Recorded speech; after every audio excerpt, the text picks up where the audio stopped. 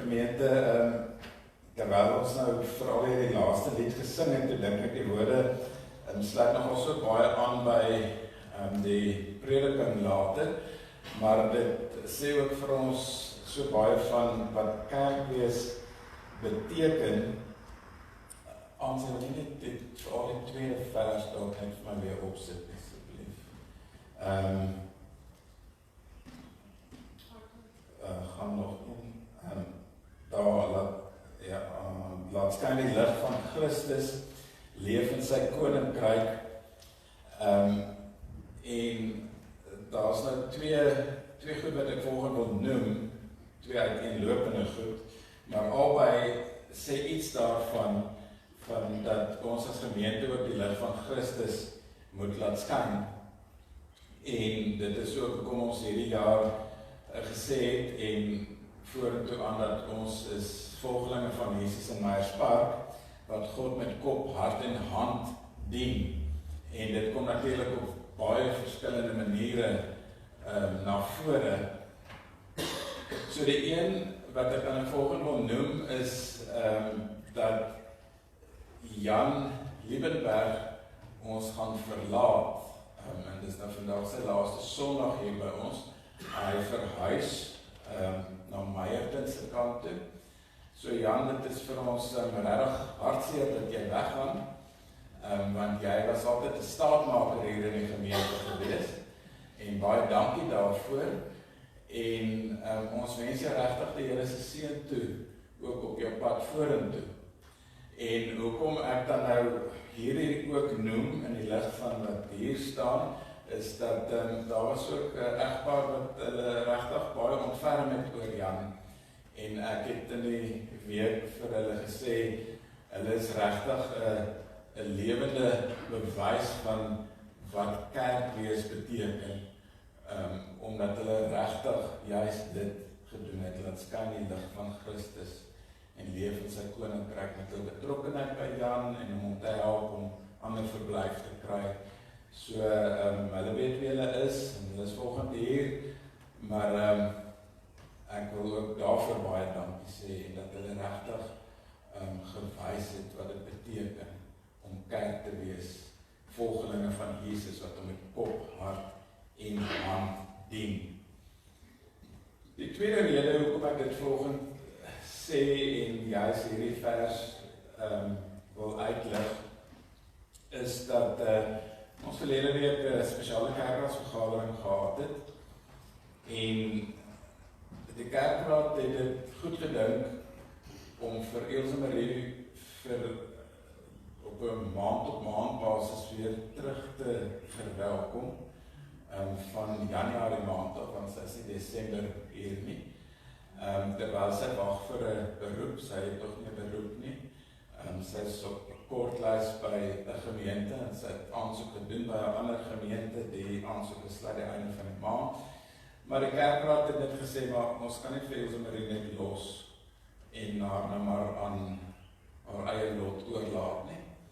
En die kerkraad het gevoel, maar ons wil ook op hierdie manier 'n gemeente wees wat die Here dien met kop, hart en hand, om ook ons nog verder oor haar te ontferm en haar uit te reik en haar te versorg. En so van die 1 Januarie af sal sy dan weer hier wees. Ek het vir haar gesê, sy het dit vir ons baie moeilik gemaak, omdat sy Desember nie hier is nie, want ons het almal in November gehaal en in Desember, Januarie is sy weer terug. Maar ons sal haar glo ek met baie liefde weer terug verwelkom. En ek noem dit maar net vanoggend dat u weet daarvan en dat dit sê vir my ook regtig iets van wie die kerkraad is. Ek wil dit regtig vanoggend onomwonde sê. Ek het Rikus het dit al dikwels gesê en ek weet hy het dit al onlangs in die Here nie so gesê dat hierdie kerkraad is wat hulle regtig oor ons ontferm, maar ook oor die gemeente.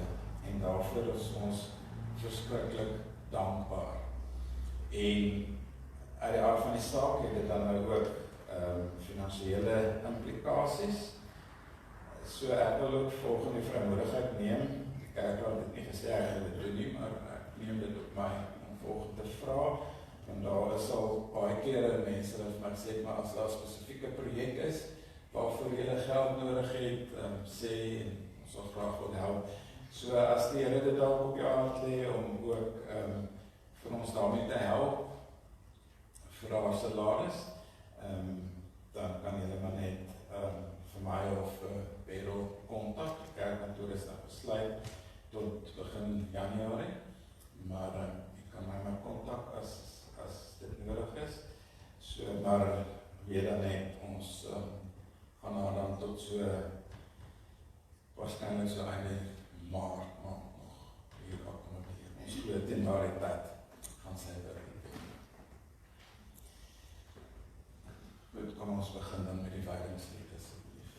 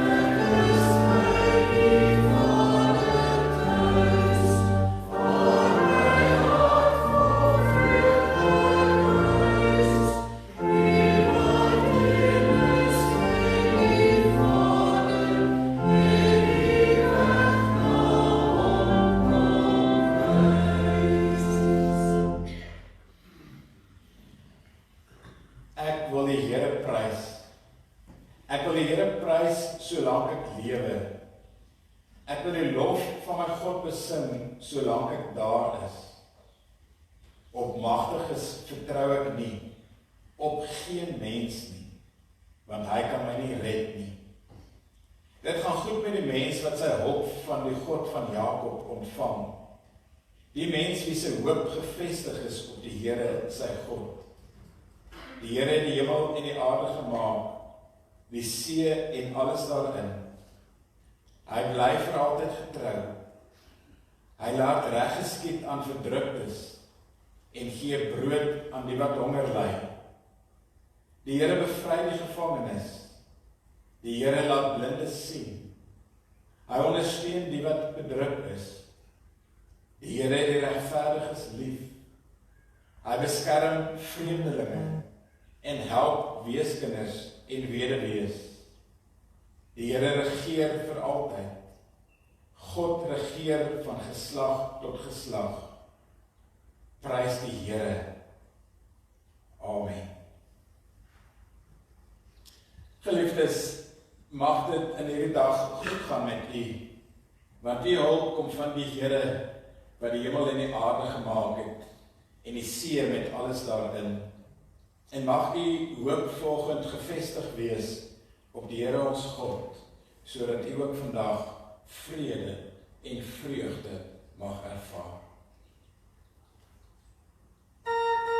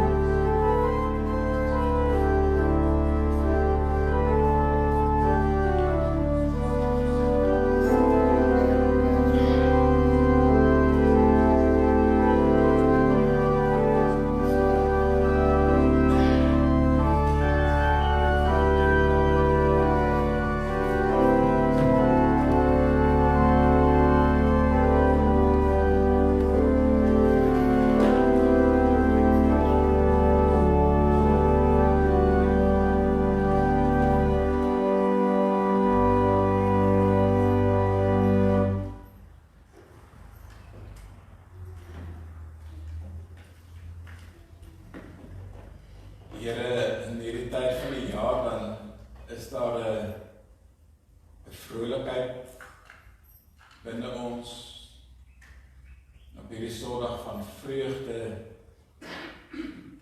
Wil ons vreugde ervaar.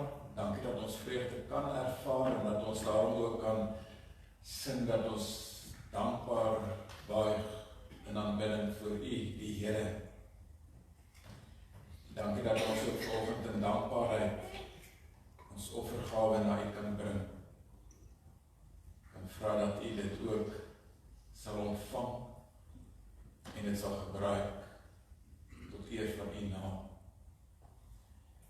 Here, terwyl Jan vanoggend dan ook saam met ons hier voor staan en wil ons as gemeente hom ook aan U opdra.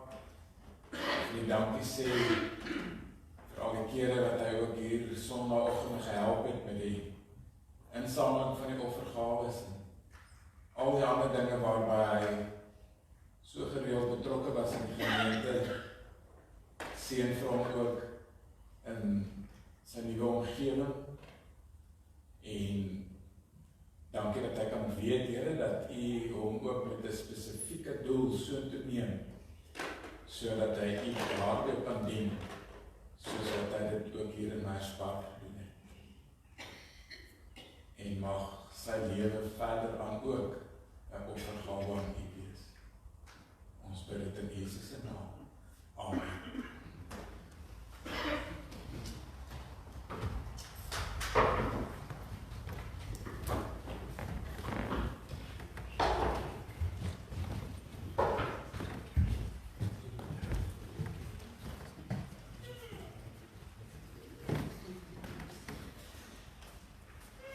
Ek wil julle geleentheid gee om vanaf mekaar te groet. Hoe gaan dit met elkeen?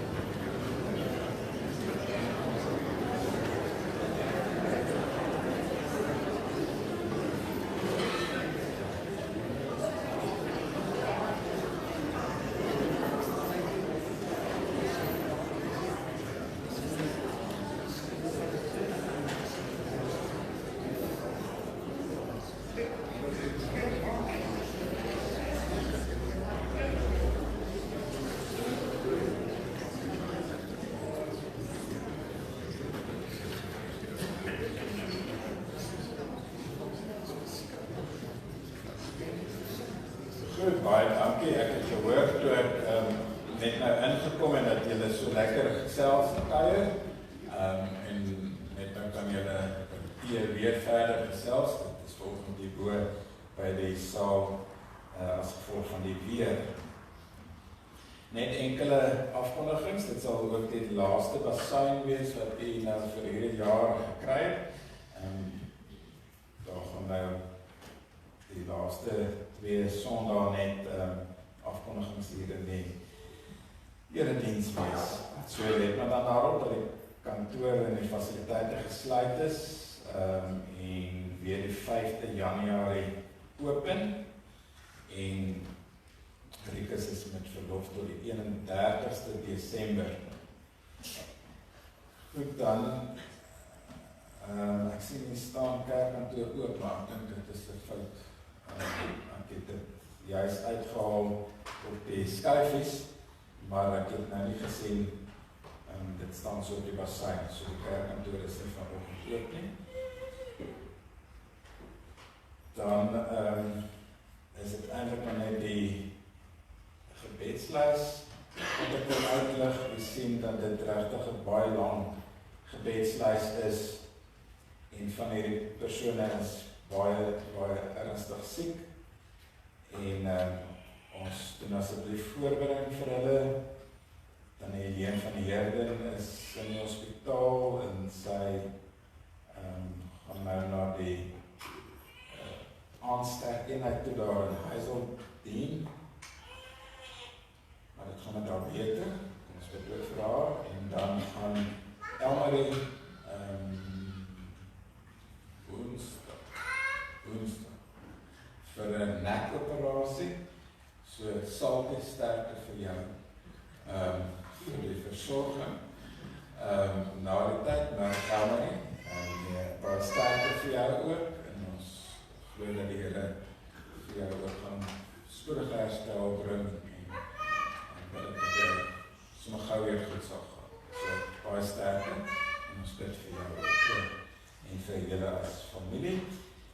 dat Vera se naam ook weer op die gebedslys is. En sy was weer in die hospitaal.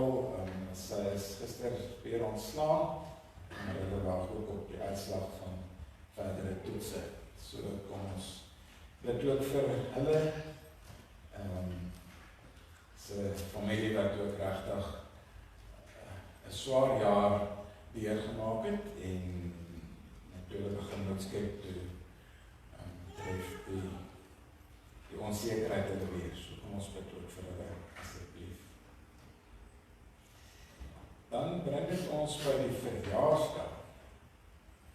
En ons het 'n paar mense wat hierdie week verjaar. Van die Monica. Ek dink nog steeds daai is 'n fout wat daar staan. Maar van die Monica verjaar het eintlik gister verjaar. Dan die Monica het gister 90 geword, maar ek kan dit glad nie glo nie. En dan tannie Ria Tron, wat sy dalk hier is nie. Oom Etienne ter Blanche, ek weet nie gesien. Maar seker al partytjie. En dan tannie Kosie Marie, sy is ook daar van Wilgers. En ek sal altyd onthou, tannie Kosie het was met haar 90, nee, dit was so 2 jaar terug, wat sy hier was, wat sy nog 'n kers kom opsteek het. En die oggend daarna, toe val sy en baie ernstig seer gekry, toe vier sy haar 92ste verjaarsdag half bewusteloos in die hospitaal en sy het baie lank gevat om te herstel, maar dit gaan dit nie goed met haar. Maar ek het dan nou die dag by die diens nog gesien en dit sê gelijk, maar kom ons bid vir haar ook asseblief. Maar tannie Monica, asseblief, hierdie 90-jarige op en wakker tannie. Dit moet tannie se kinders wees wat so mooi na tannie kyk. Al 3 jaar seuns is hier volgens sê sy, so tannie Monica.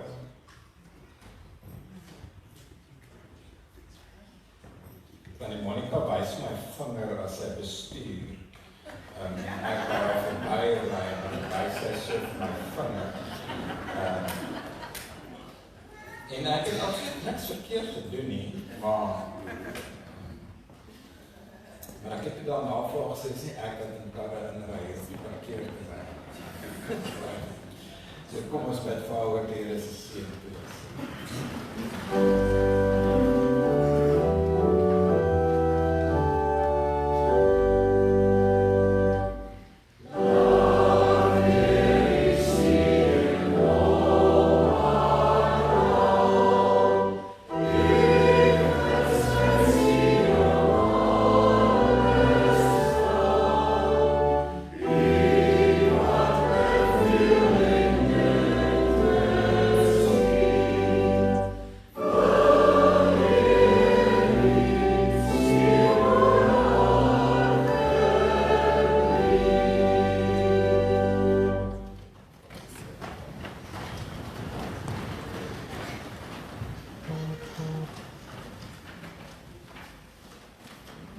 Ek het nou verlede week gesê, daar gaan nie in die vakansietyd kindermoment wees nie, maar toe verras die kinders my en hulle is hier, so nou is daar 'n kindermoment, en so die kinders kan na vore toe kom, die wat hier is.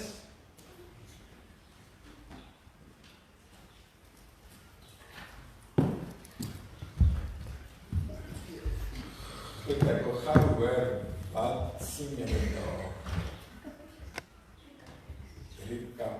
Goed, en wat is die Afrikaans kolwyntjies? Ja, ek het groot geword om te praat van kolwyntjies. En Karina haar doodlag toe uit van kolwyntjies van. Sy sê, waar kom aan die woord?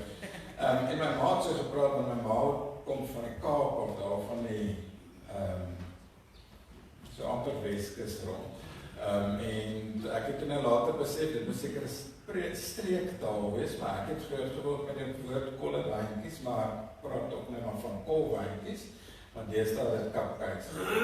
Wie van julle het al kolwyntjies gebak? Het julle al van mamma gehoor? Gideon, jy ook? Het jy gehelp om die bak so uit te lek? Is dit jou deel van die hulp?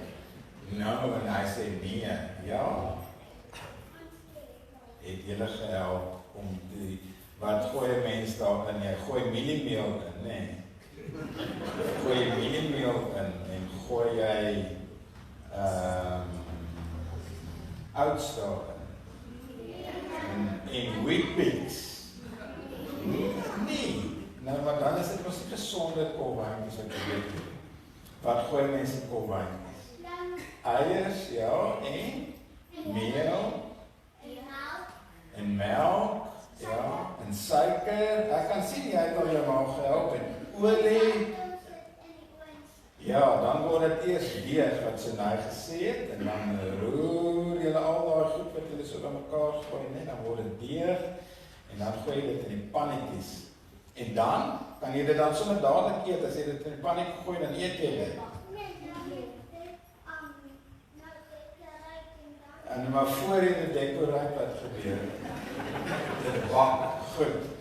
En dan sê jylle kort vir mamma, wanneer kom daai goed uit die oondtyd, want ek is nou lus daarvoor, nee. Dan kan jy nie wag dat dit uit die oondtyd moet kom. Is ek reg? So, ek gaan vanoggend so 'n bietjie praat dat ons soms moet wag op goed. Soos wat jy op daai kolwyntjie moet wag om uit die oondtyd te kom en kan jy hom dan sommer dadelik dekoreer. Nee, dan gaan daai versiersuiker smel. Hy moet eers nog 'n bietjie afkoel weer, nee, koud word. Ja, so dan moet jy nog wag tot hy koud is, sodat jy die versiersuiker kan opsit. En al die ander goedjies wat jy boop kan sit. So dis wag en wag voor jy uiteindelik daai lekker kolwyntjie kan eet. Nou ek het vir julle iets saamgebring vanoggend.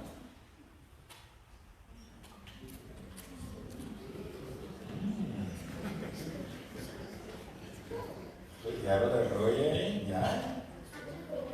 Groen, ja. Witte en rooi. Nou julle gaan wag tot die einde van die diens. En ek is nou baie ernstig, en dan moet julle ouers vir julle sê of julle dit dan mag eet of nie, want daar lê nou nog middagete ook voor, en ek wil nie daarmee, ja, julle gaan braai, en dan wil ek nie hoor, pa en ma sê, ja, daai dominee gee vir julle koek by die kerk, en nou wil julle nie julle kos eet, en dan is ek in die moeilikheid, so, julle gaan wag tot na die diens, want anders is ek ook in die moeilikheid by hom Salty, as die banke vol versiersuiker is, en die mat is vol versiersuiker, so julle gaan nou lekker wag, is dit reg? Goed, maar Tannie Monica wag ook vir haar sjokolade. Wie verjaar nog vandag? My seun is vandag verjaar hy vandag. Goed, baie geluk. En nog? Julle oupa en ouma het hulle troudag, wanneer? Ook vandag. Goed, vandag is 'n belangrike dag, lyk dit vir my. Goed, baie geluk daarmee. En nog? Ethel? Troudag, wanneer? Woensdag. Goed, oom Mike? Huweliksherdenking vandag. Jo, dit was 'n gewilde troudatum gewees, lyk dit vir my. Goed, so baie geluk aan almal, Tannie. Tannie. Goed, baie geluk. Tannie Erika met die verjaarsdag. Nog? Ek sal van die poesie sê. Goed. Jy beloof dit gaan by haar uitkom. Goed. Goed, nog Helga, jy het hierdie kant hier wys. Ja, ons kan vir Jan ook een gee omdat hy weg. Nee, lekker as dit is bly jy gaan weg. Goed, kom julle, van julle twee hierdie kant, dan gee julle daar vir daai tannie, dat sy vir Nee, gaan jy op jou sissie, en dan kan julle die kant gaan, dan gee julle vir almal wat hierdie kant verjaar, en huwelikserdenking sê, en alles.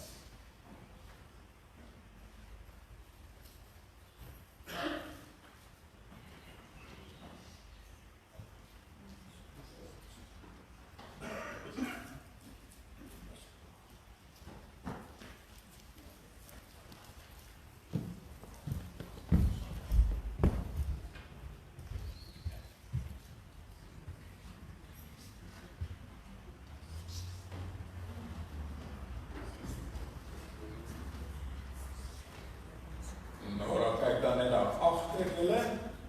Nora, draai net om, daar so. Oom Mike mag 2 vat. En dan net voor jou, Nora.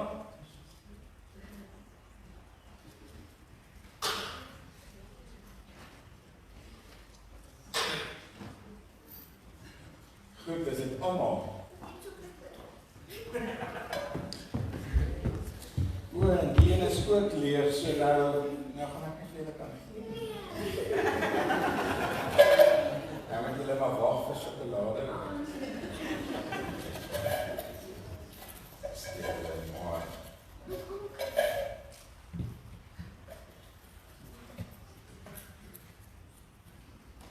Gideon, 'n mens sê jy kyk nie 'n gegewe perd in die bek nie. Vra vir jou ma om dit vir jou te verduidelik. Wat dit beteken. Okay, julle kan maar gaan sit. Nee, ons gaan eers saam kyk, ekskuus. Kom staan gou.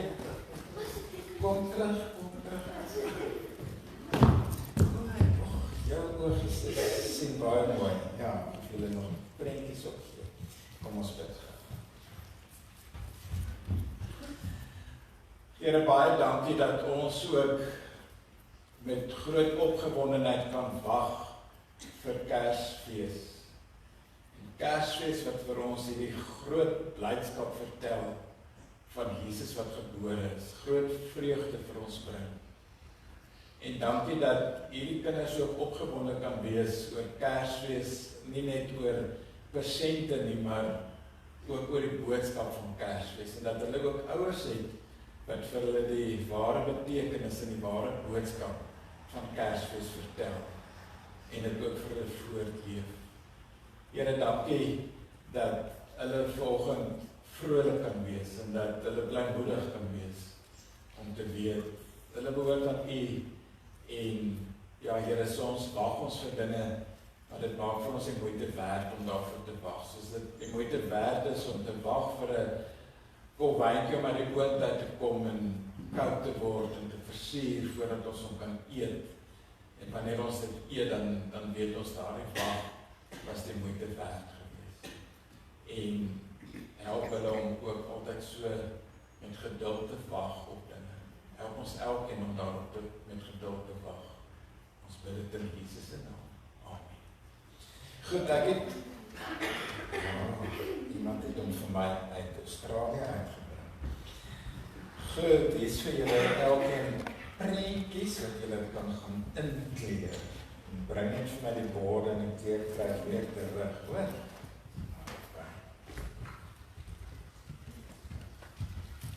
Dat ek net hierdie werk vat, anders sien ek dit die hele tyd weer my.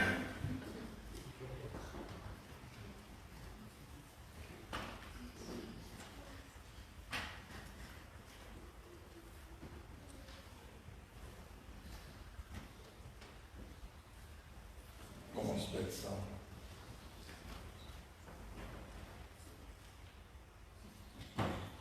Here, U is 'n God van hoop en beloftes.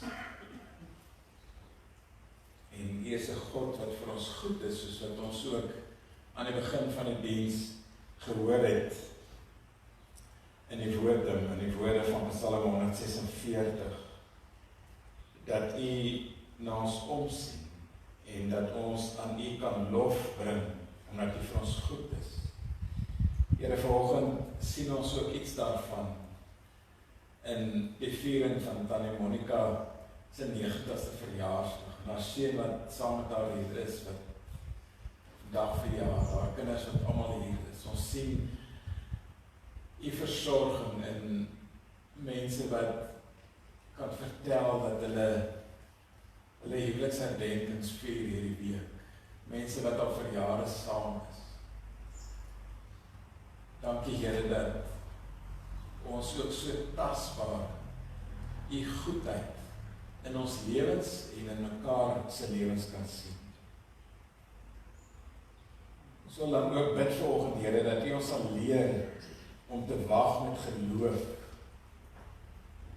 om geduldig te wees, soos wat boere op die reën wag. En ons wil vra, open nou U woord vir ons, sodat dit ook soos 'n sagte reën op ons lewens sal val. En dat daar ook vandag iets nuuts sal groei in ons lewe. Hoop, vrede, vreugde, liefde. Dit waarvan die 4 Adventsondae ons ook vertel. Dankie dat ons met vertroue ook op U kan wag, ook op U woord in hierdie oggend. En dankie dat U ons nooit sal teleurstel in ons wagtyd. Ons bid dit in Jesus se naam. Amen. Ons lees vanoggend in Jakobus 5, vers 7 tot 11, en soos wat jy seker deur die loop van die diens al kon agterkom, vandag is die 3de Adventsondag, die Sondag van vreugde, en dit is hoekom ons dan ook 'n paar liedere gesing het wat vertel van vreugde. Kom ons lees dan Jakobus 5 vers 7 tot 11. Wag dan geduldig totdat die Here kom. Let op hoe die bouer of die boer wag vir die kosbare oes wat die land oplewer. Hy wag geduldig daarvoor totdat hy die vroeë en die laat reëns gekry het. Julle moet ook geduldig wag en moed hou, want dit is nie meer lank nie, dan kom die Here. Moenie oor mekaar kla nie, sodat julle nie veroordeel word nie. Die regter staan al voor die deur. Neem die profete wat in die naam van die Here gepraat het as voorbeelde van lyding en geduld. Ons noem hulle geseënd omdat hulle volhard het. Julle het ook gehoor van die volharding van Job, en julle het gesien waarop die Here dit laat uitloop het.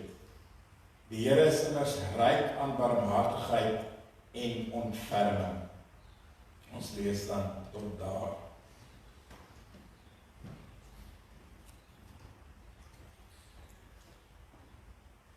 Ek wou vra of u dink dat daar 'n verskil is tussen blydskap en vreugde. En wat is die verskil tussen blydskap en vreugde? Ja, daar is 'n verskil. Blydskap word gewoonlik veroorsaak deur iets van buite, deur eksterne faktore. Blydskap kan ook baie kortstondig wees. Dit kan in 'n oomblik wees wat 'n mens bly is oor iets. En dit volg dan gewoonlik na 'n spesifieke gebeurtenis, soos byvoorbeeld as die Springbokke sou wen, dan is hulle as span en die land is bly, daar's blydskap want ons het gewen, ons as ons saam gespeel het, maar ons is mos bly oor so iets. Vir Tannie Monica is daar vandag blydskap as familie, omdat hulle kinders allemaal by mekaar is en saam met haar verjaarsdag kan vier. So, die kinders is daar bly oor die koekies wat hulle net nou gaan kry, en hulle wag, want hulle weet daar is 'n oomblik van blydskap wat vir hulle voorlê. Maar dan het hulle daar die koekie geëet, en dan is daar die oomblik van blydskap ook weer verby, en hulle dink nie weer daaraan nie. Vreugde daarenteen is iets wat van binne 'n mens kom. Vreugde is 'n innerlike ervaring, dit word binne jou gebore, en dit hang nie af van 'n mens se omstandighede nie. Want vreugde is diep gewortel in God se teenwoordigheid in my lewe. Vreugde in God hou my aan die lewe, al is die wêreld soms teen my. So dit is die verskil tussen blydskap en vreugde.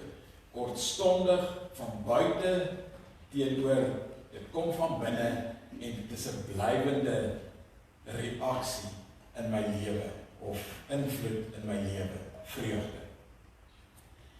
Tradisioneel word aanvaar dat hierdie brief, waarvan ons nou net 'n paar verse volgens gelees het, deur Jesus se broer Jakobus geskryf is.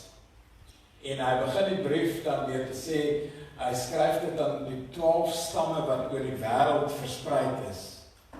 En daarmee verwys hy dan na 'n groep Joodse gelowiges wat Christene geword het en wat na die steniging van Stefanus in Jerusalem kort na Jesus se hemelvaart dan uit Jerusalem gevlug het en oor die wêreld heen versprei geraak het.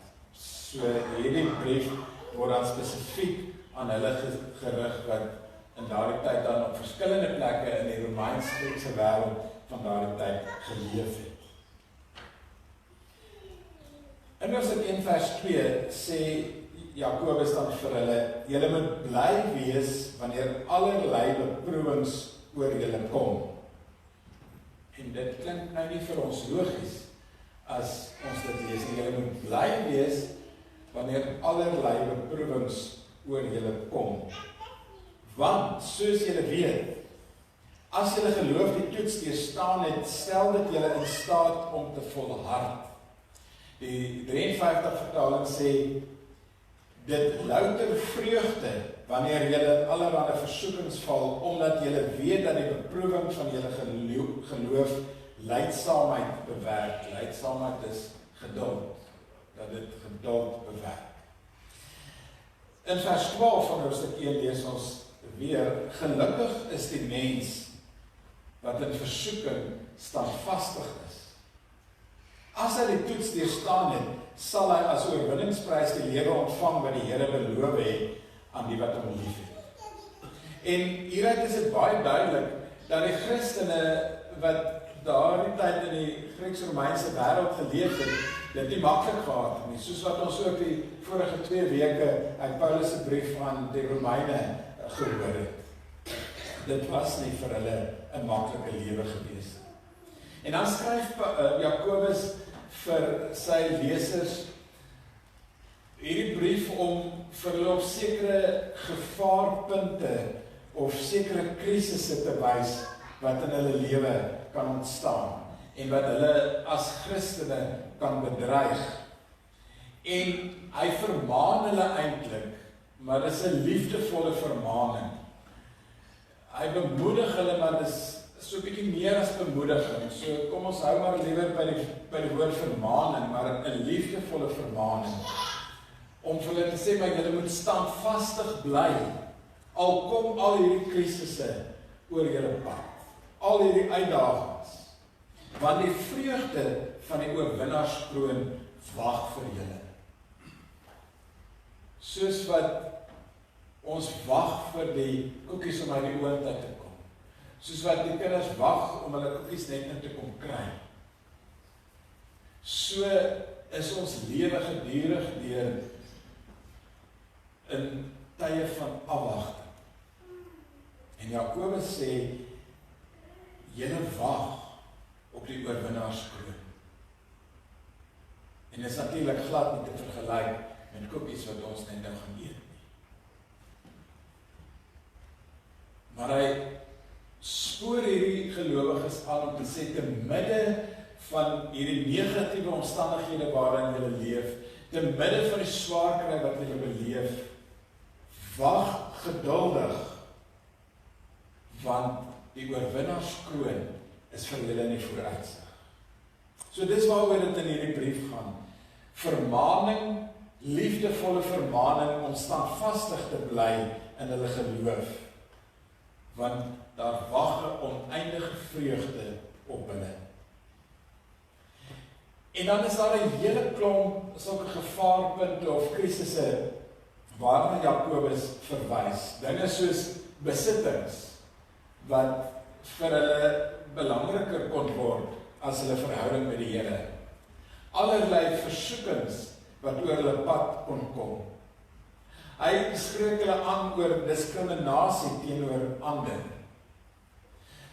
Jakobus het 'n lang redenasie met hierdie gelowiges oor die verband tussen geloof en goeie werke.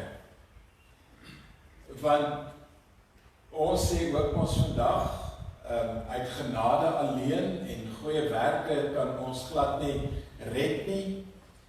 En Jakobus sê dit ook, maar dan sê hy, maar daar kan nie geloof wees sonder goeie werke nie. So daar is 'n noue verband tussen dit. En daarom vermaan hy hierdie gelowiges om te sê, maar julle moet ook volhard in julle goeie werke, nie om daardeur julle verlossing te verdien nie, maar juis omdat julle verlos is en in 'n verhouding met die Here Jesus lewe, daarom moet julle volhard in die goeie dinge wat julle doen. Hy praat met hulle oor die beheersing van jou tong. Daar 'n baie bekende gedeelte wat hy sê, 'n klein vuurhoutjie steek 'n groot vuur aan die brand.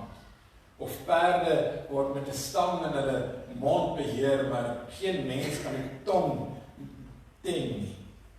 Dan vermaan hy hulle daaroor, oor hoe praat julle, en volhard daarin om altyd positiewe dinge te sê en reg te praat.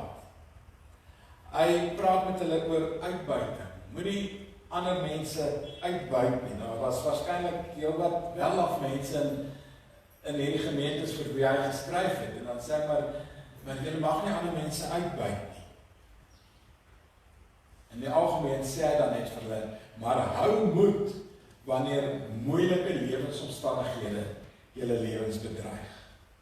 Want dit is alles dinge wat hulle geloof in God negatief kon beïnvloed. En Jakobus moedig hulle dan aan om volhardend weerstand te bied teen al hierdie negatiewe dinge. Want, sê Jakobus vir hulle, julle geloofsuitsprake moet ooreenstem met julle geloofswerke. Met ander woorde, dit wat jy as Christen sê, die manier waarop jy jou geloof in die Here uitspreek, dit moet ook sigbaar wees in die manier hoe jy lewe. Hierdie twee is onlosmaaklik aan mekaar verbind. Op hierdie derde Advent Sondag kan ons dan oorborrel van vreugde. En nou moet ek eerlik sê, as ek so vanoggend na jy kyk, dan sien ek min borrelende vreugde op u gesigte. En miskien sal jy vir my dieselfde sê. Ek het sommer net nou gekyk terwyl ons gesing het van vreugde, vreugde. Ek sien nie eintlik vreugde terwyl ons dit sing nie. Maar ons moet oorborrel van vreugde oor die koms van Jesus Christus. Daar is mos die liedjie wat ons so in die 80er jare gesing het, dit borrel in my, want ek is so bly, want Jesus het my lief. En dan kan ons mekaar dalk volgend vra, is jy nou regtig ernstig om te sê, dat ons moet oorborrel van vreugde, te midde van ons lewensomstandighede. Maar kom ons wees ook eerlik met mekaar vandag. Ek glo almal van ons wat vandag hier sit, se lewensomstandighede is 1000 keer beter as wat die lewensomstandighede van die Christene was vir wie Jakobus hierdie brief geskryf het. So al beleef jy negatiewe lewensomstandighede, dan kan jy weet dat jou lewensomstandighede vandag is nog steeds beter as wat dit 2000 jaar gelede vir 'n Christen was wat in die Grieks-Romeinse wêreld geleef het. Maar dit bly ook 'n vraag of ons op hierdie derde Advent Sondag, die Sondag van vreugde, werklik borrel van vreugde in ons lewens. En die vreugde waarvan Jakobus hier praat, is dan vreugde te midde van beproewings. Vreugde te midde van 'n stryd om oorlewing. Te midde van teleurstellings in mense se lewens, te midde van die teenkanting wat hulle as Christene gekry het. En daarom sê hy, dit louter vreugde wanneer julle in allerlei versoekings val, omdat julle weet dat die beproewing van julle geloof geduld bewerk. Die boodskap van Jesus Christus se geboorte is 'n boodskap van vreugde. Dit moet 'n boodskap van uitbundige vreugde wees en ewigdurende vreugde, maar dit is ook die boodskap wat die engele gebring het met die aankondiging van Jesus se geboorte. Die engel het vir die herders gesê, moenie bang wees nie, want kyk, ek bring vir julle 'n tyding van groot blydskap, groot vreugde, wat vir die hele volk bestem is. En hierdie is 'n boodskap van vreugde ten spyte van. Want nadat die herders Bethlehem toe gehardloop het om Jesus daar te gaan ontmoet, was hulle nog steeds herders en het hulle omstandighede nog steeds dieselfde gebly. Maar hulle het die boodskap van groot vreugde gehoor en dit het hulle hele lewe verander. En dit is die verskil tussen 'n kortstondige blydskap en 'n ewigdurende vreugde. My omstandighede kan my blydskap in 'n oogwink in hartseer verander. Ek kan 'n enkele telefoonoproep kry met een enkele sinnetjie wat my hele lewe in duie laat stort en alle blydskap uit my uitdreineer.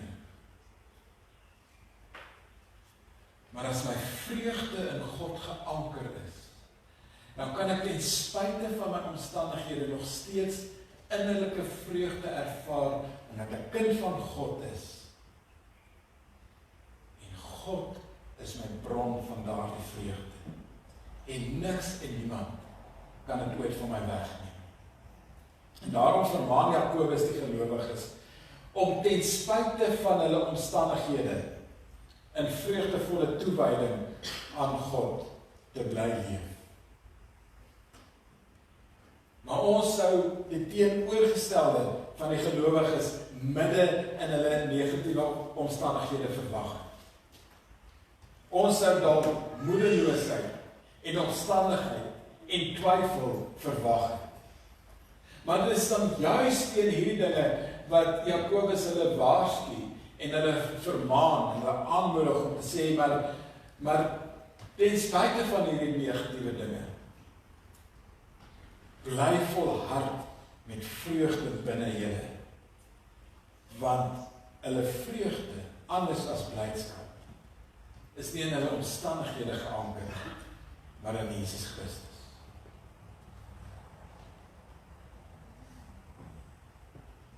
En terwyl ek hierdie dienste in Adventstyd voorberei,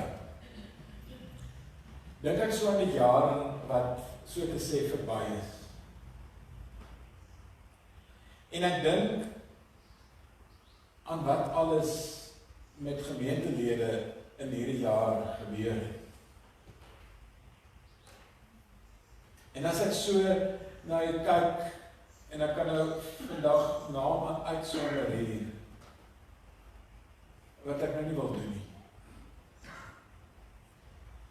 Maar as ek so na jy kyk, dan weet ek dat vir baie van julle was hierdie 'n uiters uitdagende jaar gewees.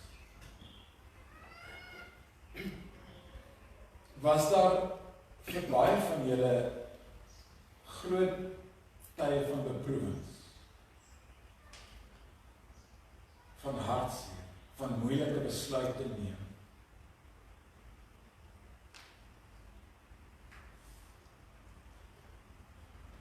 En niemand sou jou dalk dan verkwalik het as jy wou sê, maar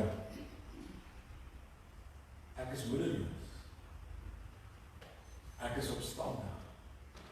Ek is raadop. As ons kyk na die gebedslys, en hy nou sê lang gebedslys, en daar is werklik niemand se naam wat ons daar kan afval. Dan sien ons dat daar families is wat met groot uitdagings in hierdie adventstyd en Kerstyd leef. Families wat wil sê, maar hoe lank nog? Dit voel net vir my, die uitdagings raak te veel. En dis dan juis wanneer ons op hierdie derde Advent Sondag by Jakobus kan hoor, hou moed, ervaar vreugde, want jou vreugde is in God geanker. Hou moed, want ons wag vreugdevol op die koms van Christus. Ja, op Kersdag wat vir ons vertel van Jesus se koms na die aarde, toe hy gebore is as die verlosser van die mensdom. Maar ons wag ook met vreugde aktief op die tweede koms van Christus. En op die oorwinnaarskroon wat ons gaan ontvang. En daarom kan daar vreugde binne ons wees. Want dit is nie 'n nikszeggende wag waarmee ons besig is. Dit is ook nie 'n passiewe wag nie, maar dit is 'n aktiewe wag. En daarom gebruik Jakobus hierdie voorbeeld van 'n boer wat wag op die oes. En ek weet nie wie van die kom uit 'n boerdery agtergrond nie. Maar dan sal jy weet wat dit beteken om geduldig en soms met angs en bewering te wag. Ek het net al baie vertel hoe 'n pa so in Desember en Januarie in die aande buite gaan staan, dit laat in die aand. En dan kyk hy na 'n wolklose hemel en hy wag op reën.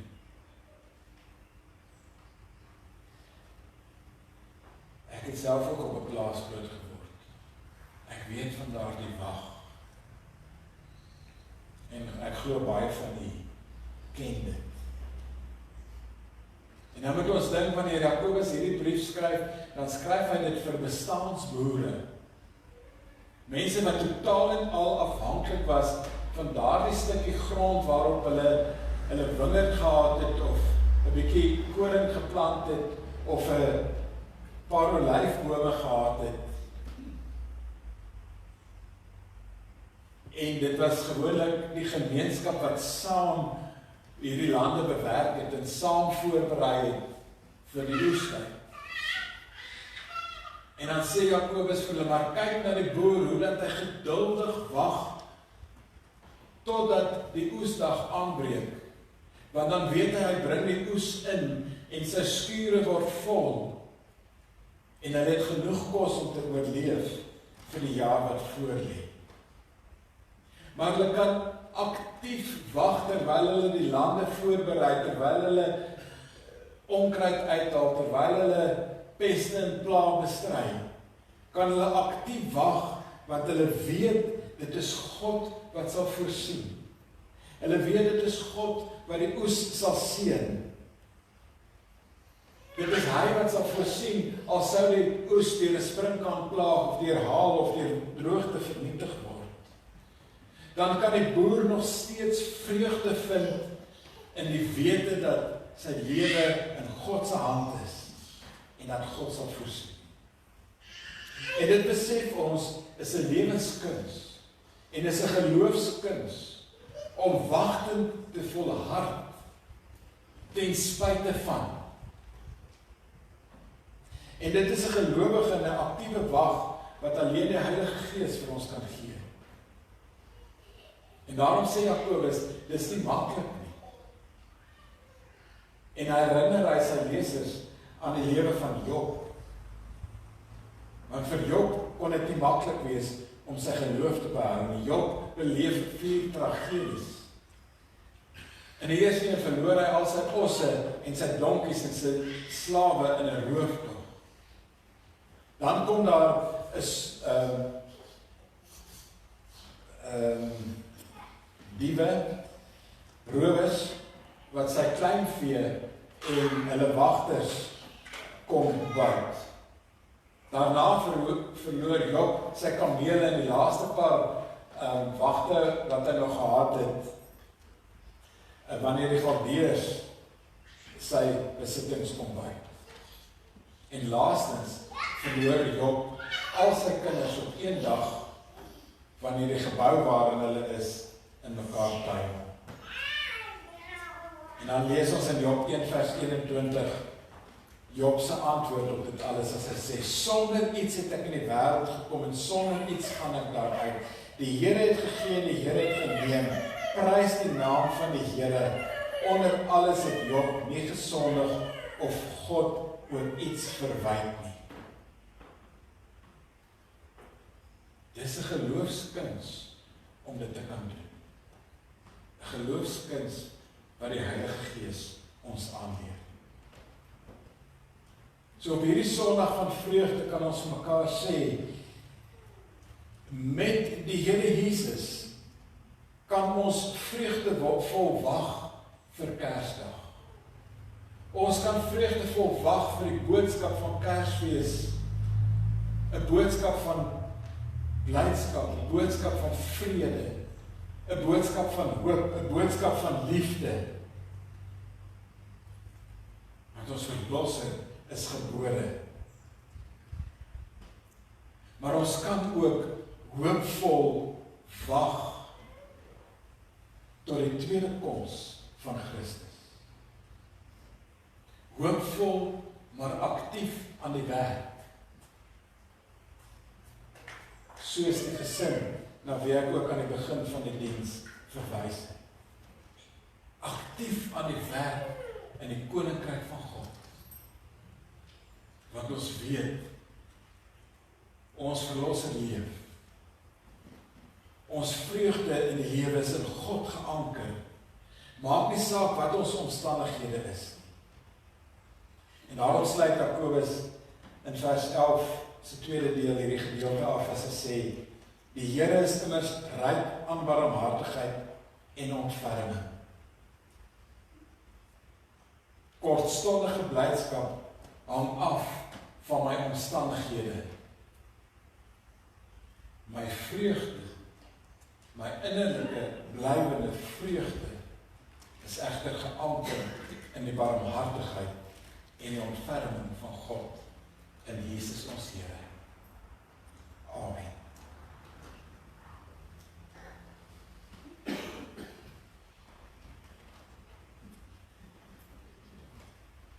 Here, baie dankie dat daar op hierdie derde Adventsondag, Sondag van vreugde in ons binneste kan wees. Dat ons 'n vreugdevolle lewe kan leef ten spyte van, omdat ons vreugde in U geanker is. Dankie dat ons vreugdevol vanoggend kan bely. Ons glo in God die Vader, die Almagtige, die Skepper van die hemel en die aarde. En ons glo in Jesus Christus, sy enige gebore Seun, ons Here, wat ontvang is van die Heilige Gees en gebore is uit die Maagd Maria, wat gelei het, wat gesterf het, wat begrawe is, wat ter helle neergedaal het, maar wat op die derde dag weer opgestaan het uit die dood. Dankie Here dat dit juis is waarin ons vreugde geanker is. En die wete dat Jesus Christus opgevaar het na die hemel. En dat hy vandaar oor ons regeer in liefde en in trou. En dat dit vreugde by ons bring om dit te weet en dit te bely. Dankie dat ons vanoggend vreugdevol kan bely, ons glo in die Heilige Gees. En dat ons vreugdevol kan sê, ons weet ons is deel van die universele kerk van Jesus Christus. En dat ons met vreugde kan weet, ons sonde is vergewe. In die naam van Jesus, ons Here. En dankie dat ons met vreugde kan bely dat ons uitsien na die wederkoms van Jesus Christus. Na die oorwinnaarskroon wat U vir ons gee. Ewige lewe by U. So Here, wat ons omstandighede ook al mag wees, ons omstandighede wat dalk ons blydskap by ons kom steel, kan ons nog steeds vreugde in die lewe ervaar, omdat dit van U kom.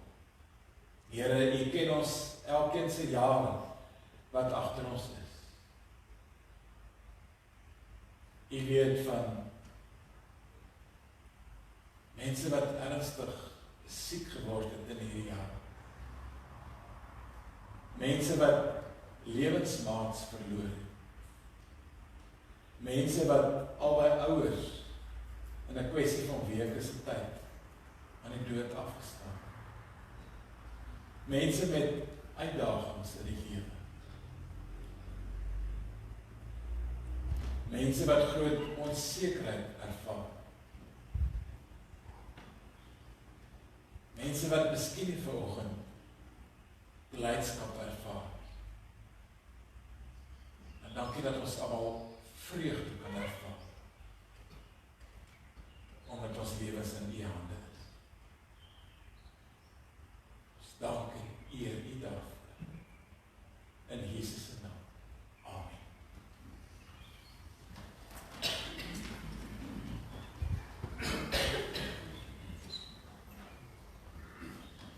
Amen. Amen.